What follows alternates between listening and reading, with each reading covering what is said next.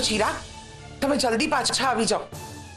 સરગમ મળી ગઈ છે, પણ એ પડી ગઈ છે તો એના પગમાં વાગ્યું છે, એટલે ડોક્ટર આવ્યા છે, એને ચેક કરી રહ્યા છે.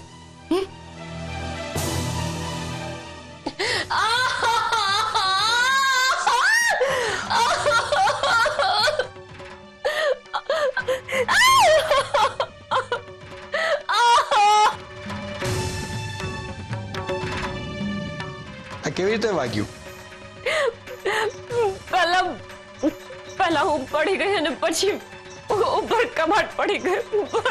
મને બહુ જ દુખે છે, મારાથી સહન નથી થતું, મને બહુ જ દુખે છે. Let me check.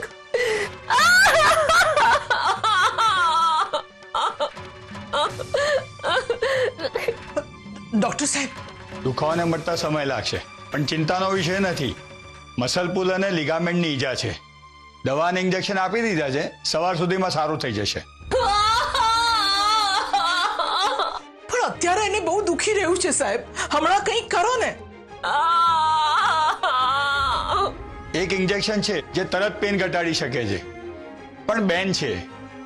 અરે સાહેબ, તમે ગમે તે કરો પણ એને આ પીડામાંથી દૂર કરો. તમે એને ઇન્જેક્શન આપો. હવે અમે કોઈને નહીં કહીએ. ઠીક છે, એક શરતે, પણ એના અલગથી ચાર્જ થશે. અમે આપવા તૈયાર છીએ. સરગમ,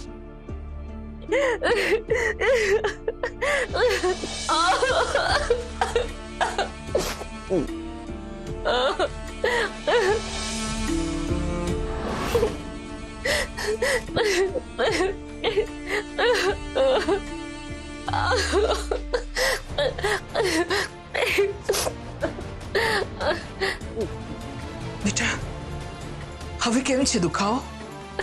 થોડું સારું લાગે છે, જાણે દુખાવો ગાયબ થઈ રહ્યો હોય ને એવું લાગી રહ્યું છે. આની અસર તરત જ થાય છે, અને ઇન્જેક્શનની વાત કોઈને કરતા નહીં. અને જે હું દવા લખી આપું છું એ તાત્કાલિક આપી દેજો. હું દવા લઈ આવું છું. ચાલો ડોક્ટર સાહેબ, આવો. હા.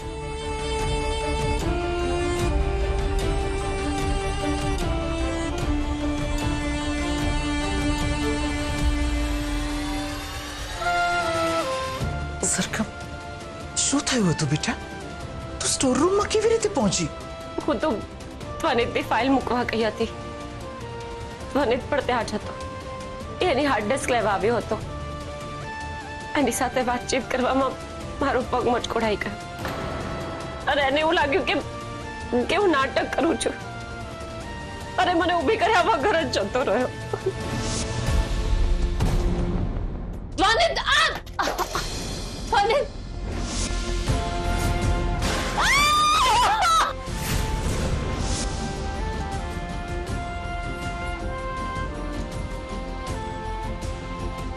મોટી બા, આજે તમે મારો ગેરકાયદેસર ઇલાજ કરાવ્યો. સરગમ, તને બહુ જ પીડા થઈ રહી હતી બેટા, અને એ મારાથી નતું જોવાતું. ત્યારે એક મોટી બા નહીં, એક માં હતી. આજે ત્વરિત તો જ્યારે ઇલાજ કરાવ્યો ત્યારે હું નાની બહુ નહોતી, એક પત્ની હતી. હું જાણું છું સરગમ, તે જે કંઈ પણ કર્યું એ ધ્વનિતને બચાવવા માટે કર્યું છે. મેં તારા પર ગુસ્સો કર્યો, બને તું મને માફ કરી દેજે બેટા.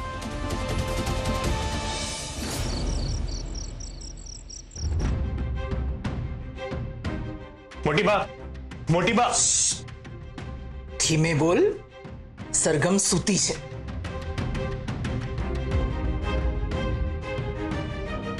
સરગમને આ બધું કેવી રીતે થઈ ગયું? તને તો ખબર છે ને, જે થયું એ બધું તારી સામે જ થયું ને. અને હવે કે છે કે આ બધું કેમ થયું?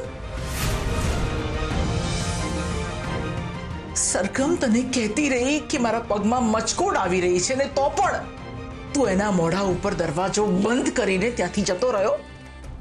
મોટી બા મને એમ લાગ્યું કે સરગમ નાટક નાટક? હા, નાટક લાગે છે તને? એની પીડા, એનું દુઃખ, આ બધું નહીં દેખાયું તને ધ્વનિત? આંધળો થઈ ગયો છે તું? હા, કે એની પીડા તને સમજાવી નહીં ધ્વનિત?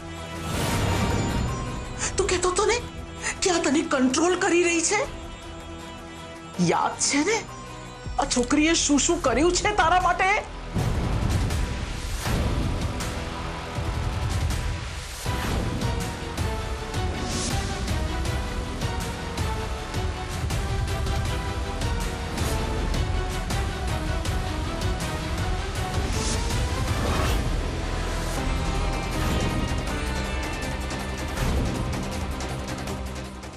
એક પત્ની તરીકે તારા માટે થઈને એણે પોતાની જાત વેચી દીધી.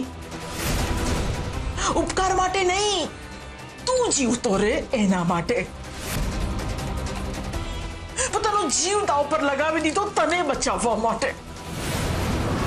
અરે તું આને છોડીને એક પારકી સ્ત્રી સાથે?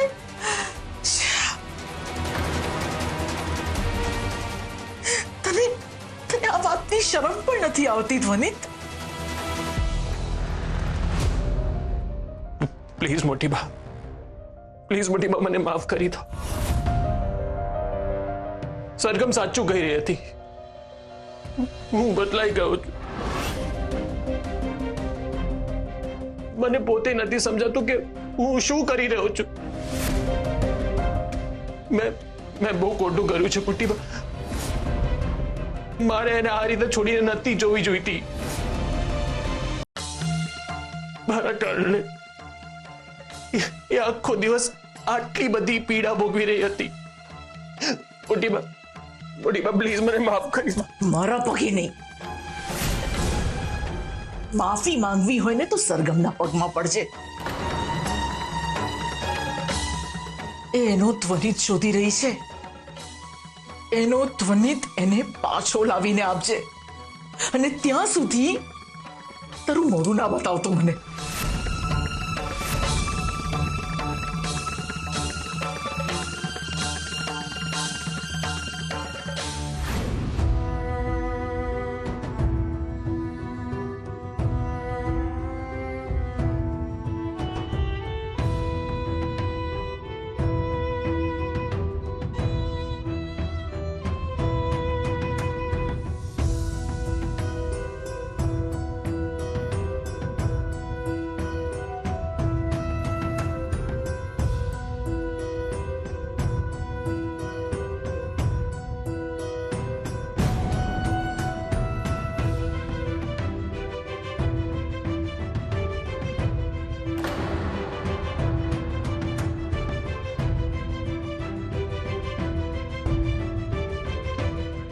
આઈ એમ સો સોરી સરગમ.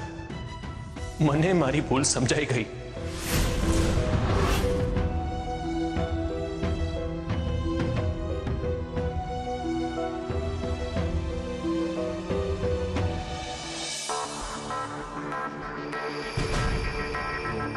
મારાથી બહુ ખોટું થઈ ગયું છે. સરગમે કહ્યું હતું કે એના પગમાં મચકોડ છે, પણ મેં એને નાટક સમજ્યું. મારાથી બહુ ખોટું થઈ ગયું છે. બહુ ખોટું થઈ ગયું છે. બહુ.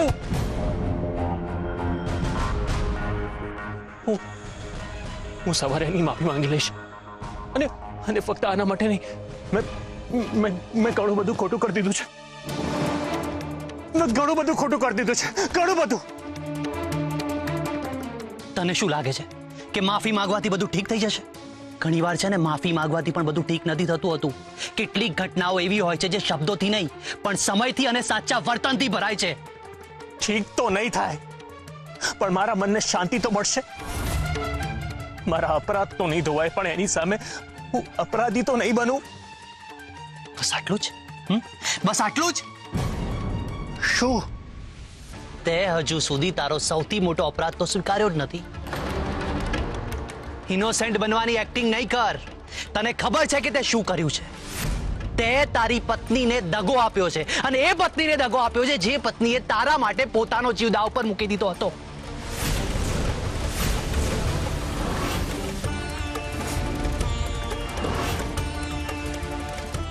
આ તમે શું બોલી રહ્યા છો?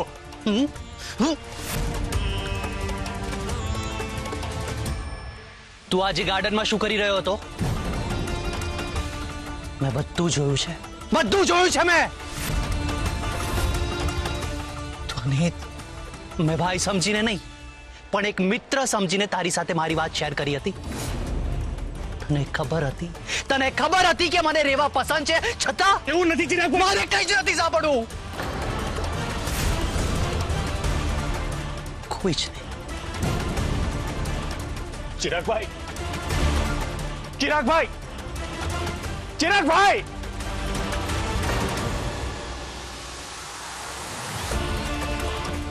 મારી પત્નીને તો હારી ચૂક્યો છું,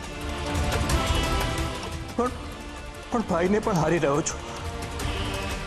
ક્યાંય હું આ જ રીતે મારા સંબંધોમાં નબળો ના પડી જાઉં કે પછી ક્યાંય હું સંબંધોમાં નબળો પડી જ ગયો છું.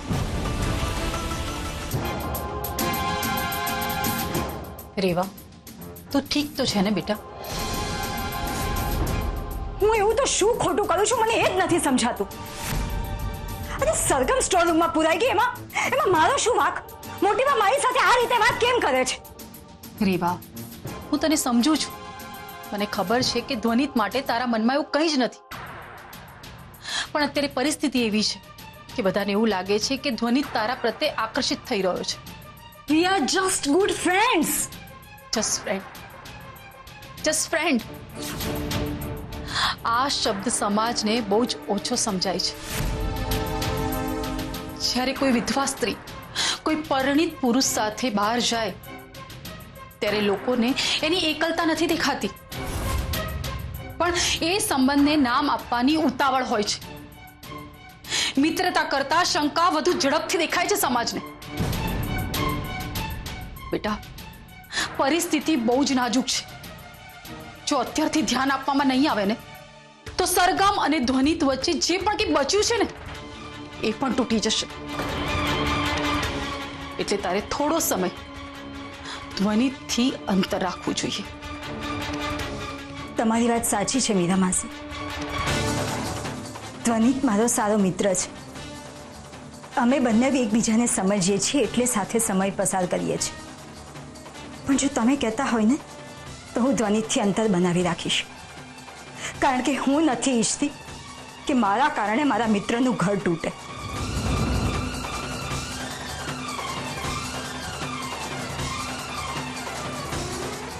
હું ઈચ્છું છું કે સરગમ આખી તૂટે. જે રીતે હું એકલતાથી તડપું છું ને એ રીતે તું પણ તડપીશ. મારે તો એ જ જોઈએ છે.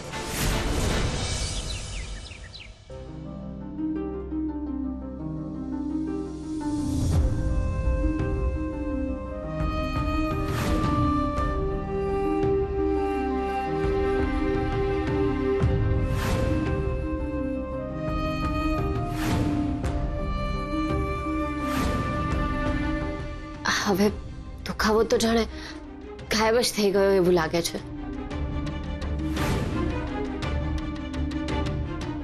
સરગમ, તું ઊભી કેમ થઈ? તારે આરામ કરવાનો છે. તું અહીંયા શું કરે છે? તને તો એવું લાગતું હતું ને કે હું નાટક કરી રહી છું. આઈ એમ સોરી સરગમ. હું સ્વીકારું છું કે મારાથી બહુ જ મોટી ભૂલ થઈ ગઈ છે. મેં તારી સાથે બહુ જ ખોટું કર્યું છે. તું મને સજા આપ, હું એના લાયક છું. હું સ્વીકારું છું કે મેં થોડું ઓવર રિએક્ટ કરી નાખ્યો હતો. તને તો તારી ભૂલ સમજાઈ ગઈ, પણ મારી ઉપર શું વીતી રહી છે એ હું તને કેવી રીતે સમજાવું? કે જ્યારે તું મારાથી દૂર જાય છે તો મારા પર શું વીતે છે હું સમજુ છું. જ્યારે તું કૌશિકના ત્યાં હતી ને ત્યારે મને આવી જ ફિલિંગ આવી રહી હતી. ના, આપણા બંનેના કારણો સાવ જુદા છે. હું તારા માટે તારાથી દૂર થઈ હતી અને તારી પાસે મારાથી દૂર થવાનું કોઈ કારણ જ નથી. અને આ કારણ વગરની દૂરી માણસને અંદરથી કોતરી ખાય છે. સરગમ, તું ખોટી નથી. ખોટો તો હું છું, પણ મારો વિશ્વાસ કર કે તારા માટે આજ સુધી મેં ખરાબ વિચાર્યું જ નથી. મેં ક્યારે એવું ઈચ્છ્યું નથી કે તું દુઃખી થાય. અને સાચું કહું, હું તને એકલી મૂકીને કોઈ બીજી સ્ત્રી સાથે અને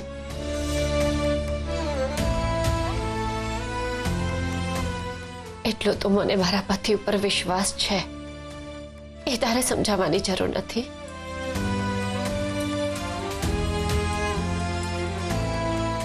તને લાગે છે કે તારો જૂનો ધ્વનિત ખોવાઈ ગયો છે, તો એ ધ્વનિતને પાછો લાવવા માટે હું તૈયાર છું. પણ એમાં તારે મારી મદદ કરવી જ પડશે, કારણ કે ભટકેલા માણસનો જો હાથ છોડી દેવામાં આવે ને તો એ વધારે ભટકી જાય છે. ત્યારે એનો હાથ કસીને પકડવો પડે, એકદમ કસીને.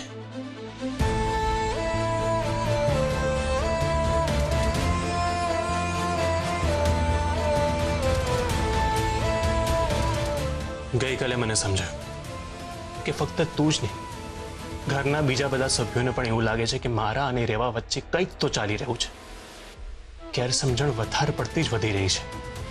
ચિરાગભાઈ, જે માત્ર મારા ભાઈ નથી, એક ફ્રેન્ડ જેવા છે, જે દરેક વસ્તુ મને શેર કરતા હોય છે, એમને મને કહ્યું હતું કે એમને રેવા પસંદ છે અને હું એમની હેલ્પ પણ કરી રહ્યો હતો.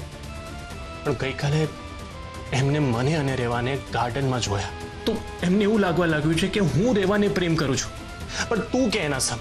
મારા મનમાં એવું કશું જ નથી. આવું થવું તો સ્વાભાવિક છે ને. તું ચિરાગભાઈને શાંતિથી સમજાવજે તો એ સમજી જશે. બધા લોકો એટલા ફોરવર્ડ નથી હોતા, અને જ્યાં ઓવર ક્લોઝનેસ આવે ત્યાં શંકા થાય જ છે. મને તારી અને રેવાની ફ્રેન્ડશિપથી કોઈ પ્રોબ્લેમ નથી, પણ હવે તું સમજો જ છે તો આ તારે હેન્ડલ કરવાનું છે કે ક્યાં ફૂલ સ્ટોપ લગાવવું અને ક્યાં એક્સક્લેમેશન માર્ક લગાવવું, એ તારે નક્કી કરવાનું છે.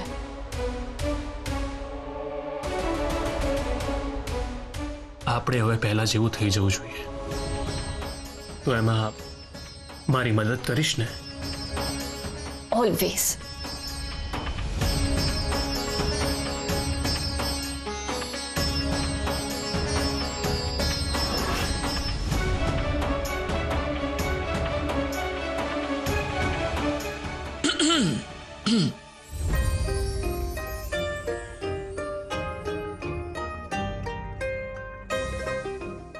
મોટી બા,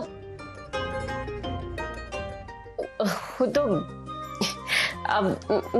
બસ એમ જ. પગે કેમ છે તારા? હવે સારું છે, અને ઇન્જેક્શન પછી તો દુખાવો જાણે ગાયબ જ થઈ ગયો છે. અને હવે તું ચાલી પણ શકીશ. જો નહીં નહીં, ધ્યાનથી, તું આરામ કર. મને માફ કરજો, હા, મેં તમારી બધી વાતો સાંભળી લીધી છે ને સરગમ એના જૂના ધ્વનિતને પાછો મેળવવામાં સફળ થઈ રહી છે. હું તમારા માટે નાસ્તો લાવી છું, તો ચલો એક પ્લેટમાંથી નાસ્તો કરો. લે ધ્વનિત.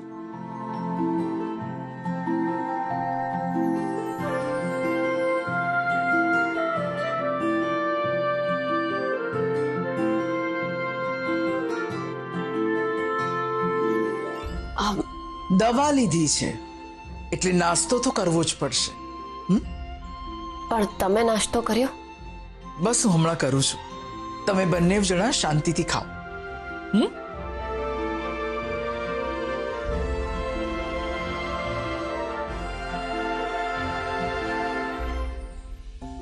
સોરી ધ્વનિત, હું આ નહીં ખાઈ શકું. જો મોટી બા મીઠા વગરનું ખાતા હોય તો પછી હું આ કેવી રીતે ખાઈ શકું? આપણે પછી ક્યારેક એક પ્લેટમાંથી ખાઈ લઈશું, પણ અત્યારે પહેલા મારે મોટી બા સાથે વાત કરવી પડશે. હું મોટી મને કહી દઈશ, એ તારી સાથે વાત કરી લેશે. પણ અત્યારે તું ચિરાગભાઈને સમજાવવા માટે મારી મદદ કરીશ કે નહીં? હા, ચોક્કસ મદદ કરીશ. અને ચિરાગભાઈને જે ગેરસમજણ થઈ છે એ હું દૂર કરીશ.